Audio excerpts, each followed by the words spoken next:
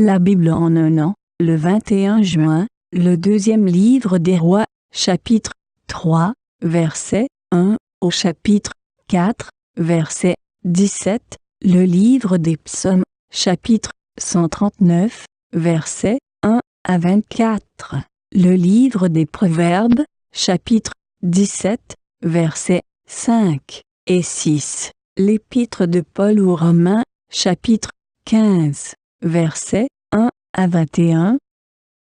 Le deuxième livre des Rois, chapitre 3.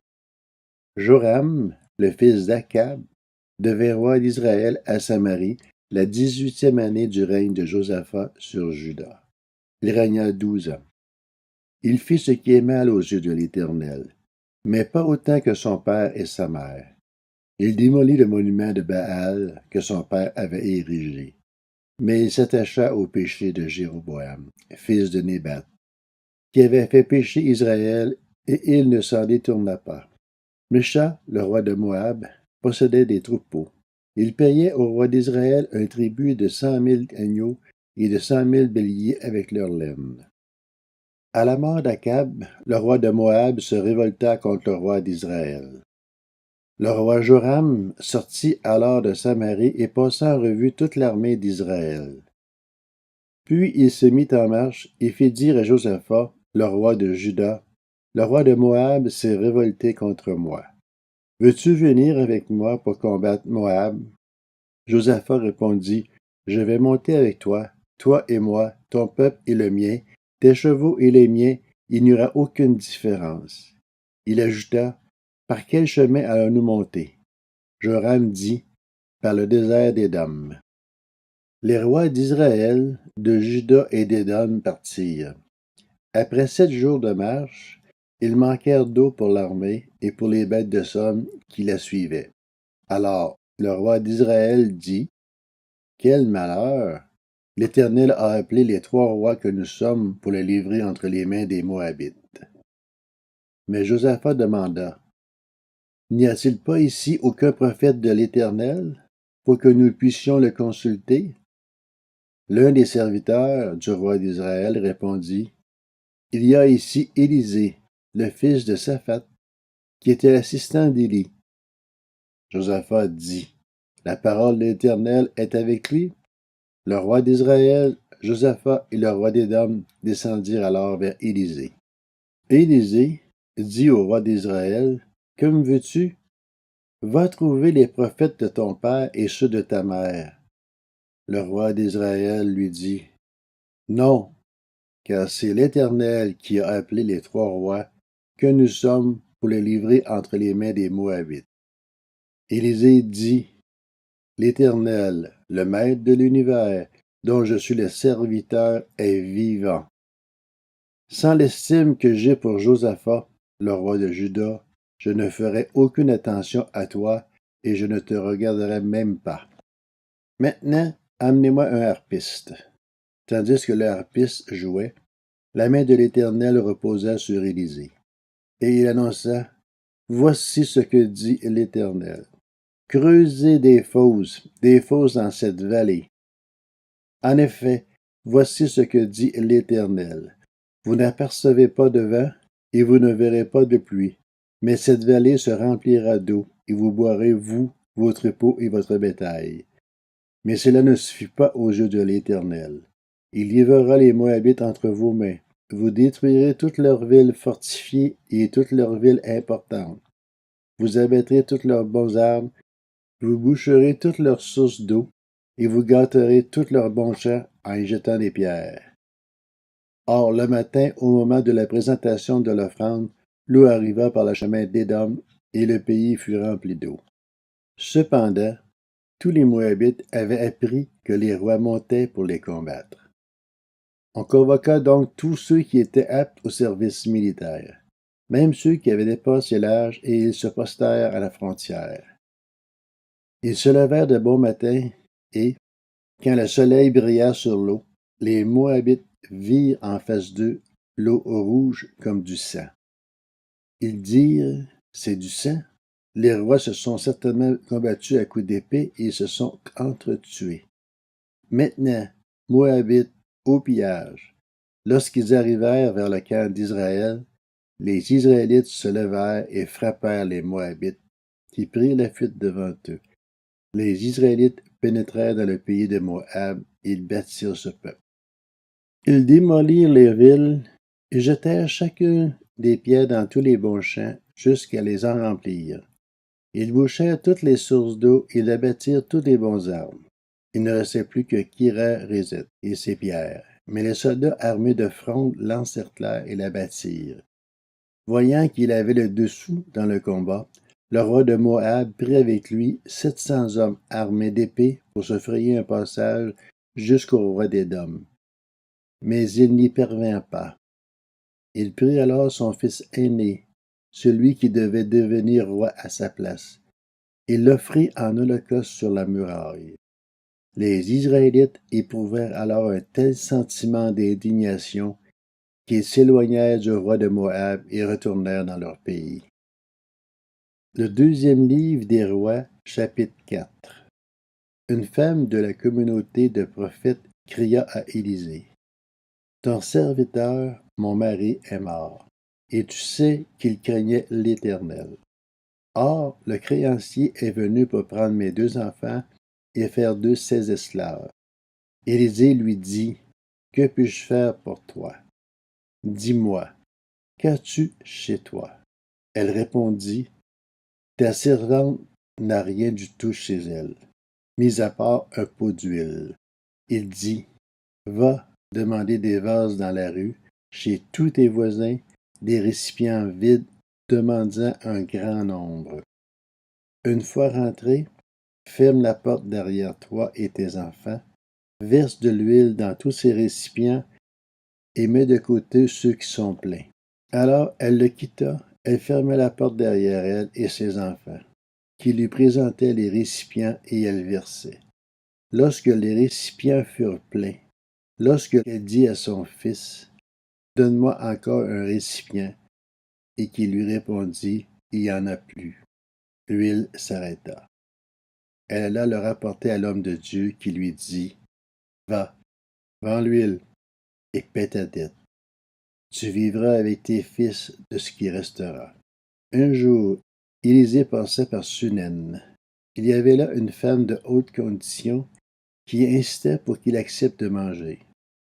Chaque fois qu'il passait par là, il se rendit désormais chez elle pour manger.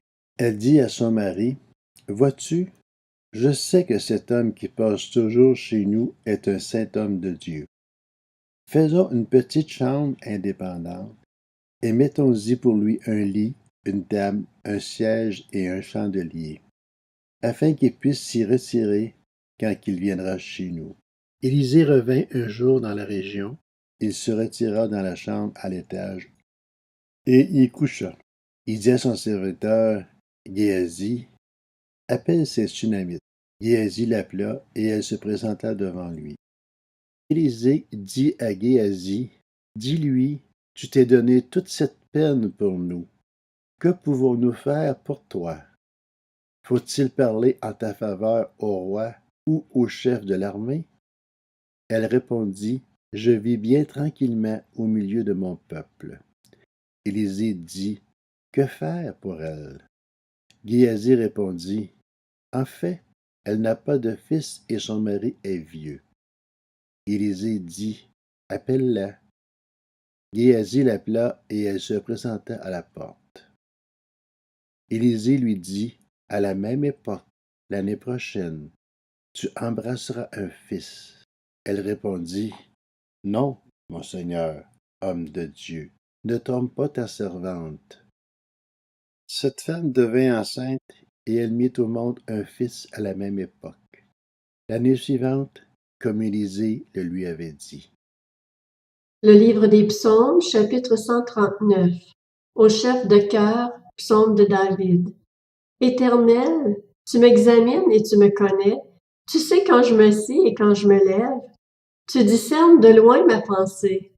Tu sais quand je marche et quand je me couche, et toutes mes voies te sont familières.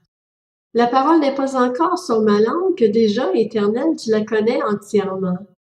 Tu m'entoures par derrière et par devant, et tu mets ta main sur moi. Une telle connaissance est trop extraordinaire pour moi. Elle est trop élevée pour que je puisse l'atteindre. Où pourrais-je aller loin de ton esprit? Où pourrais-je fuir loin de ta présence? Si je monte au ciel, tu es là. Si je me couche au séjour des morts, te voilà. Si je prends les ailes de l'aurore pour habiter à l'extrémité de la mer, là aussi ta main me conduira, ta main droite m'empoignera. Si je me dis, au moins les ténèbres me couvriront, la nuit devient lumière autour de moi. Même les ténèbres ne sont pas obscures pour toi. La nuit brille comme le jour et les ténèbres comme la lumière. C'est toi qui as formé mes reins, qui m'as tissé dans le ventre de ma mère. Je te loue de ce que je suis une créature si merveilleuse. Tes œuvres sont admirables et je le reconnais bien. Mon corps n'était pas caché devant toi lorsque j'ai été fait dans le secret, tissé dans les profondeurs de la terre. Je n'étais encore qu'une masse informe, mais tes yeux me voyaient, et sur ton livre étaient inscrits tous les jours qui m'étaient destinés, avant qu'un seul d'entre eux n'existe. Que tes pensées, ô Dieu, me semblent impénétrables, que leur nombre est grand. Comment les compter? Elles sont plus nombreuses que les grains de sable. Je me réveille et je suis encore avec toi. Ô Dieu, si seulement tu faisais mourir le méchant. Hommes sanguinaires, éloignez-vous de moi. Ils parlent de toi pour appuyer leurs projets criminels. Ils utilisent ton nom pour mentir. Eux, tes ennemis. Éternel, comment pourrais-je ne pas détester ceux qui te détestent, ne pas éprouver du dégoût pour ceux qui te combattent? Je les déteste de façon absolue. Ils sont pour moi des ennemis. Examine-moi, ô Dieu, et connais mon cœur. Mets-moi à l'épreuve et connais mes pensées. Regarde si je suis sur une mauvaise voie et conduis-moi sur la voie de l'éternité. Le livre des Proverbes, chapitre 17. Se moquer du pauvre, c'est insulter son Créateur. Celui qui se réjouit d'un malheur ne restera pas impuni. Les petits-enfants sont la couronne des vieillards, et les pères sont la gloire de leurs enfants. L'Épître aux Romains, chapitre 15. Nous qui sommes forts, nous avons le devoir de supporter les faiblesses de ceux qui ne le sont pas, et de ne pas rechercher ce qui nous plaît. Que chacun de vous cherche à plaire à son prochain pour son bien, en vue de le faire grandir dans la foi. En effet, Christ n'a pas recherché ce qui lui plaisait, mais comme il est écrit, « Les injures de ceux qui t'insultent sont tombées sur moi. » Or, tout ce qui a été écrit d'avance l'a été pour notre instruction, afin que, par la persévérance et par le réconfort que donnent les Écritures, nous possédions l'espérance. Que le Dieu de la persévérance et du réconfort vous donne de vivre en plein accord les uns avec les autres, comme le veut Jésus-Christ, afin que tous ensemble, d'une seule voix, vous rendiez gloire au Dieu et Père de notre Seigneur Jésus-Christ. Accueillez-vous donc les uns les autres, comme Christ vous a accueillis, pour la gloire de Dieu. J'affirme en effet que Jésus-Christ est devenu le serviteur des circoncis, pour prouver que Dieu est vrai, en confirmant les promesses faites à leurs ancêtres. Quant aux non-juifs, ils célèbrent Dieu à cause de sa bonté, comme le dit l'Écriture. C'est pourquoi je te louerai parmi les nations, et je chanterai à la gloire de ton nom. Il les dit encore, Nations, réjouissez-vous avec son peuple. Et encore, louez le Seigneur, vous toutes les nations. Célébrez-le, vous tous les peuples. Isaïe dit aussi, il paraîtra le rejeton d'Isaïe, il se lèvera pour régner sur les nations. Les nations espéreront en lui. Que le Dieu de l'espérance vous remplisse de toute joie et de toute paix dans la foi, pour que vous débordiez d'espérance par la puissance du Saint-Esprit. En ce qui vous concerne, mes frères et sœurs, je suis personnellement convaincu que vous êtes pleins de bonnes dispositions. remplis de toute connaissance et capables de vous avertir les uns les autres. Cependant, frères et sœurs, c'est avec une certaine audace que je vous ai écrit par endroits, comme pour réveiller vos souvenirs, et cela à cause de la grâce que Dieu m'a faite d'être serviteur de Jésus-Christ pour les non-juifs. Je m'acquitte ainsi du service sacré de la prédication de l'Évangile de Dieu, afin que les non-juifs soient une offrande agréable, devenue sainte par l'action de l'Esprit Saint. Je peux donc me montrer fier en Jésus-Christ de l'œuvre de Dieu. En effet, je n'oserais rien mentionner si Christ ne l'avait pas accompli pour moi, pour amener les non-juifs à l'obéissance par la parole et par les actes, par la puissance des signes et des prodiges, et par la puissance de l'Esprit de Dieu. Ainsi, depuis Jérusalem et en rayonnant jusqu'en Illyrie, j'ai abondamment propagé l'Évangile de Christ. Je me suis fait un point d'honneur d'annoncer l'Évangile là où Christ n'avait pas été annoncé, afin de ne pas construire sur les fondations posées par un autre. Mais comme il est écrit, « Ceux à qui il n'avait pas été annoncé verront, et ceux qui n'avaient pas entendu parler comprendront. »